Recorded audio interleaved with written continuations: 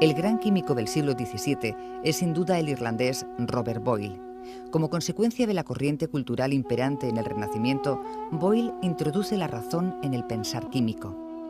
De esta manera comienza la etapa que los expertos denominan precientificismo químico. Boyle, noble, protestante y de profunda formación religiosa, debe irse a Oxford cuando estalla la Revolución Puritana. Oxford en aquellos momentos es un reducto de todos los que permanecían fieles a las ideas de la monarquía inglesa que había sido depuesta. Entonces allí se reúne Boyle con personajes tan interesantes como es Harvey, que había sido precisamente el médico de la corte de Carlos I y al que se debe el descubrimiento de la circulación de la sangre, con arquitectos como Christopher Wren, del cual quedan tantísimos monumentos en Inglaterra, que muchos de ustedes, si han ido a Londres, habrán podido contemplar algunos de ellos. También personajes como el sociólogo y político, escritor de ciencia política, Locke.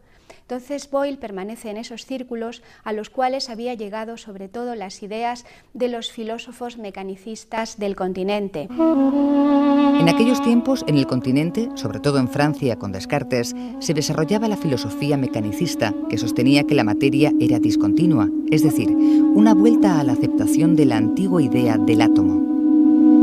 Es una idea muy antigua, pertenece, como si recordamos, a la época de Demócrito y de los epicuros en el siglo IV, nada menos de la Grecia clásica, pero había sido abandonada esta idea por considerarla de tipo materialista durante toda la Edad Media. Pues bien, ahora con la filosofía mecanicista, aparte de otros principios, se retoma esta idea de que la materia es discontinua y está constituida por átomos o partículas. Boyle es un receptor de estas influencias filosóficas y acepta que la materia está constituida por partículas. Boyle, ante todo, cuando recibe las ideas de los alquimistas, es un personaje que va a dudar de todo. Él lo que propugna siempre es que se tenga un sentido crítico ante toda propuesta y que se ha de comprobar toda propuesta que se haga mediante la experimentación cuidada y rigurosa. Es autor de muchísimos textos, es un escritor muy fructífero, pero sobre todo hay que destacar un libro bastante breve, pero interesantísimo y clave de su pensamiento general. Es El químico escéptico. En El químico escéptico, Boyle ataca la idea medieval que sostenía la existencia de unos elementos generales presentes siempre, en mayor o menor medida, en toda la materia. En contraposición a esta idea, Robert Boyle propone una idea nueva de elemento. Elemento para Boyle no serán estos principios básicos de la naturaleza, sino que simplemente será aquel cuerpo que no se puede descomponer en otros más simples.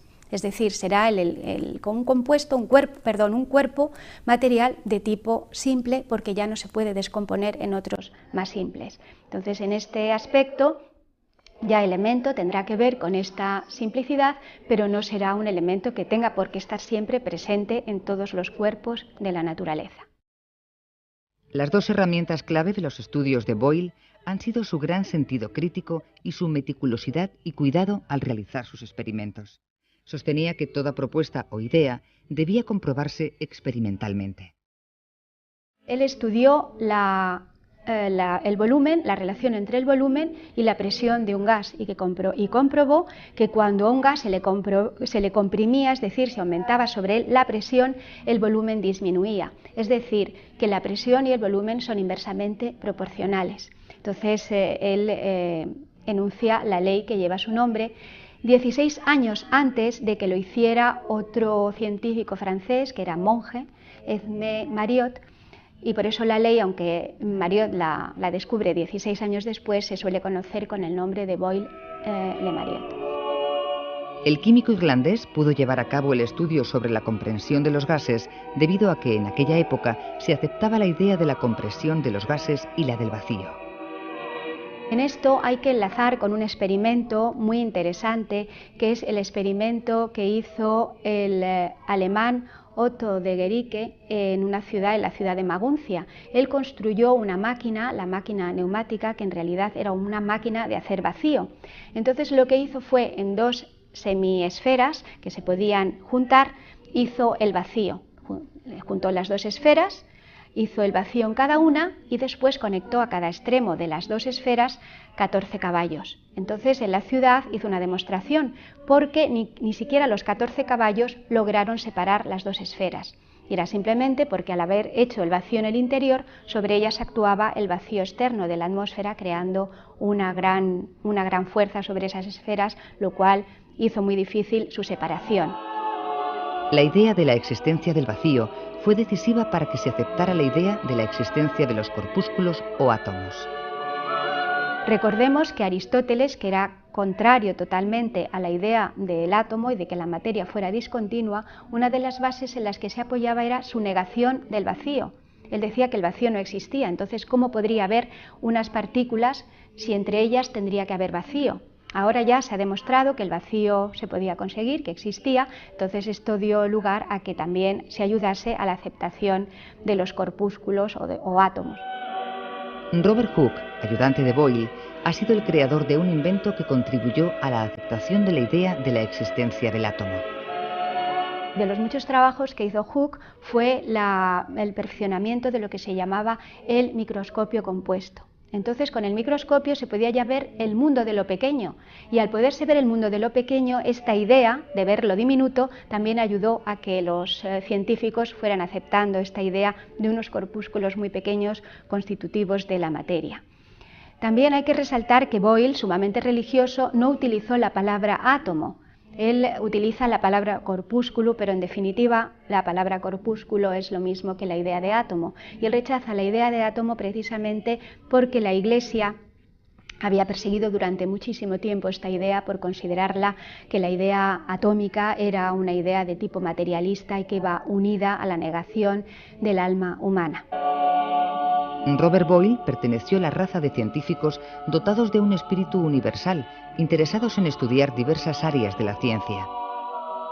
Boyle, aparte de todos estos estudios, hay que señalar que tuvo en química un montón de estudios en diversos campos de la química, por ejemplo, también en química analítica. Él descubre en unos compuestos hechos a base de jarabe de violeta que este tipo de jarabe y también otros compuestos afines que él estudió cambiaban de color cuando estaban en un medio ácido o en un medio básico. Por ejemplo, se ponían rojos cuando estaban en medio ácido. Entonces dio así al descubrimiento del mundo de los indicadores. Los indicadores no son más que eso, sustancias que cambian de color cuando el medio es ácido o es alcalino. Entonces, que tanto ayudó luego al desarrollo de la química analítica. También estudia los procesos de digestión y de combustión. Por ejemplo, en aquella época se hacía mucho el estudio de combustión con velas, ¿no?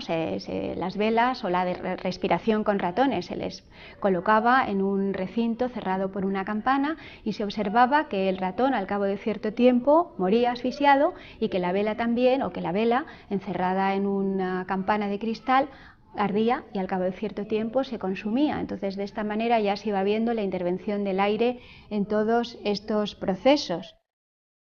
Más allá de los muchos terrenos en los que destacó el trabajo de Robert Boyle, la profesora Soledad Esteban Santos desea destacar particularmente uno de los aportes que ha realizado a la química este científico irlandés. Hay que recordar que a él se debe la idea de elemento químico en el sentido moderno de la palabra, sentido que dio lugar a que la química se convirtiera en una ciencia moderna, la química moderna, y que su paternidad se atribuye a Lavoisier. Y entonces Lavoisier, a pesar del gran mérito que tuvo tanto en esto como en otros aspectos de convertir a la química en una verdadera ciencia, pero no hay que olvidar a Boyle, que Boyle realmente en muchos aspectos, sobre todo en este de elemento, fue el verdadero iniciador de esta nueva etapa para la química que culminará ya a finales del siglo XVIII, como hemos dicho, con Lavoisier. Hasta mediados del siglo XVI, las corrientes de los oficios tecnológicos y la de la iatroquímica son las que brindan mayores aportes a la teoría de la química. El razonamiento, fruto del espíritu del Renacimiento, comienza a proyectarse en los estudios y en los experimentos. Con Robert Boyle, durante el siglo XVII, la evolución de la química sufre cambios profundos. No solo se introduce el razonamiento, sino también las matemáticas como medio para expresar ciertos fenómenos. No obstante, muchos de los principios y estudios alquímicos siguieron generando respeto en los hombres de la química hasta comienzos del siglo XVIII, siglo en el cual la química vivirá su gran conversión para convertirse en una verdadera ciencia.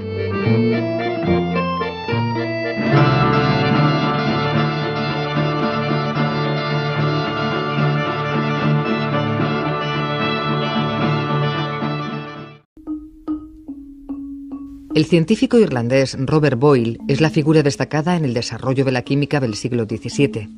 En aquellos años, la química no se podía considerar una ciencia. La influencia de teorías y prácticas esotéricas y alquimistas en los hombres de ciencia del 1600 era lo habitual, y lo seguiría siendo hasta avanzado el siglo XVIII. A pesar de defender algunos principios alquímicos, Robert Boyle emplea por primera vez la razón en el hacer químico. Instala la duda como principio y la comprobación experimental como método. La nueva corriente cultural y de pensamiento que se expandía por Europa, el Renacimiento, no era ajena a las prácticas del químico irlandés. Robert Boyle, denominado el gran químico del siglo XVII, comienza una etapa en la historia de la química a la que muchos expertos llaman precientificismo químico. El gran químico que fue también el iniciador de la nueva química, de la química moderna, con sus grandes aportaciones en las que hay que destacar ante todo su nueva idea de elemento y también su aceptación de la teoría atómica con el átomo de la época de Demócrito y de los epicúreos, que él acepta con la palabra corpúsculo. Y también hay que recordar que Boyle, aparte de ser un gran químico, también admitía algunas ideas de la alquimia, y él mismo incluso se dice que llegó a hacer algún experimento de tipo alquímico de la transmutación, de intentar transmutar los metales. Hay que recordar también que Boyle introduce en la química la razón y la comprobación de los hechos y de las teorías por una vía experimental, y él duda de todo, y todas estas ideas están plasmadas en su gran texto El químico escéptico.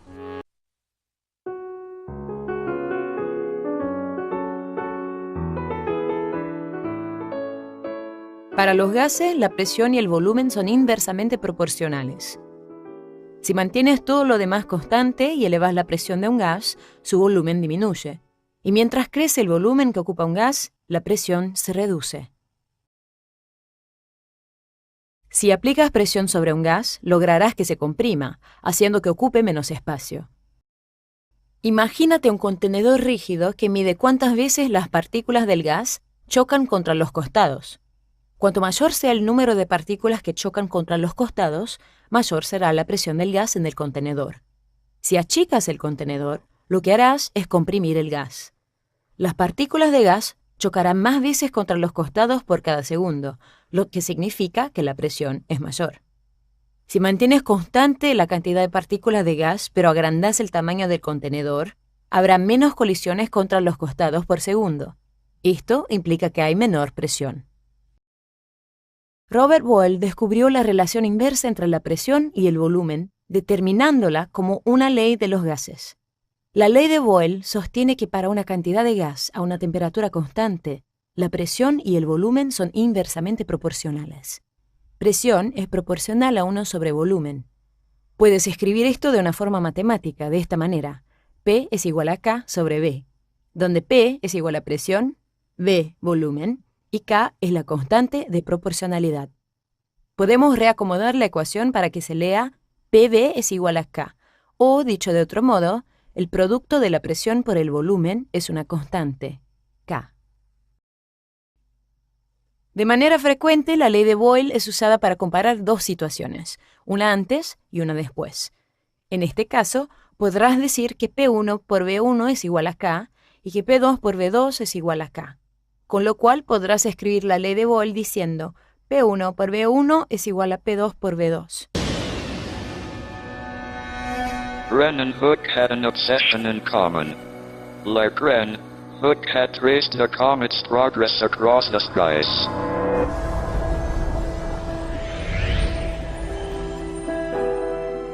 These are the sketches Hooke drew in his notebook, struggling to make sense of the comet and its brief trajectory. What was it? Where did it come from? And what made it move across the sky? But Hook and Wren were not alone.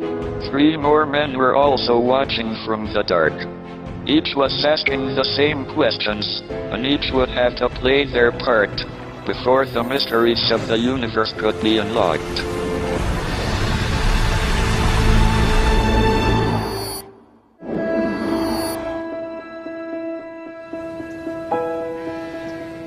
The 17th century was an extraordinary time in history.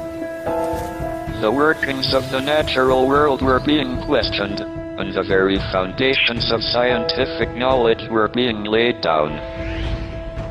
And it was a small band of brilliant British young men that were at the forefront of this revolution. The Royal Society continued to grow, and so did its ambition. But London was about to come under attack. In 1665, the plague ripped its way across the city.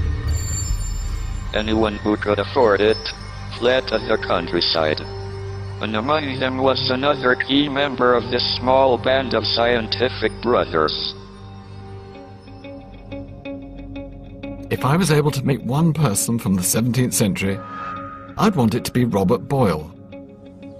He came from one of the wealthiest families in the country, but he had little time for pomp and grandeur. Instead, as a teenager, he wandered the country lanes, making observations about the world around him, driven by an insatiable curiosity. This is an example of his more esoteric writing. Occasional reflections upon his manner of giving meat to his dog,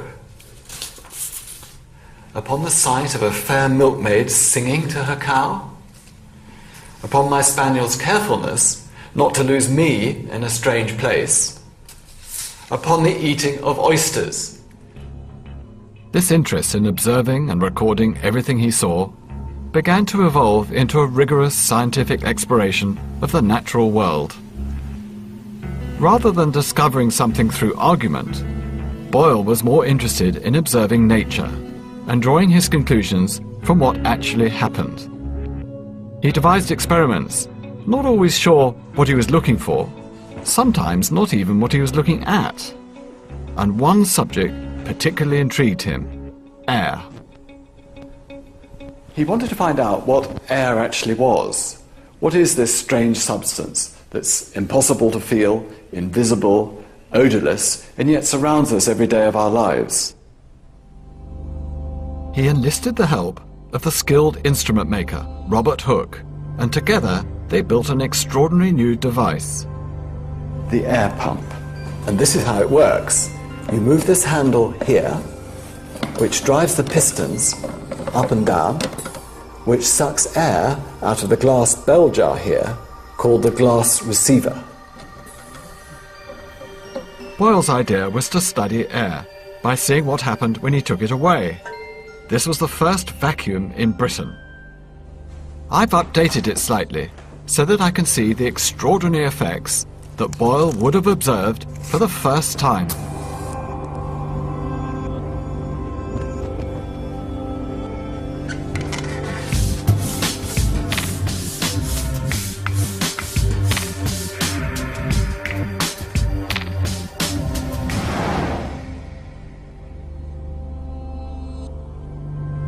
Candles went out.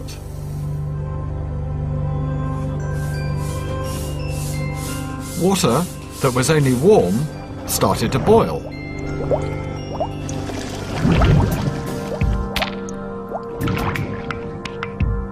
And a pig's bladder, filled with air, swelled and then burst.